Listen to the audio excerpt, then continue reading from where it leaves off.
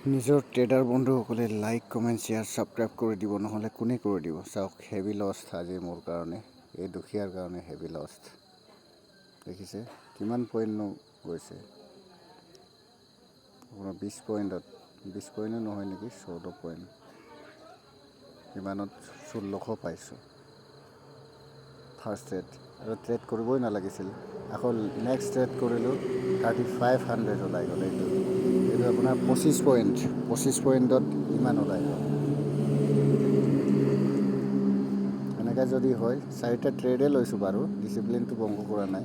5000 টকাটো বনাব, 5000ৰ পৰাতো মই অধিক বনাব নোৱাৰিম। সেইদিনা 9000 বনাইছিলোঁ, চালে আপোনালোকৰ আগৰ ভিডিঅ'টো।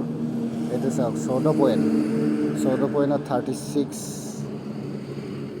তেনেকৈ হ'ব। ইয়াত 1400 প্ৰফিট হৈছে মোৰ 16 পইণ্টত। কি হ'ব আৰু ঢালিব কি লাগিব? এনেকৈ ওলাই গৈ থাকিলে কি হ'ম? সঁচাকৈ যাব, উঠিব না নামিব?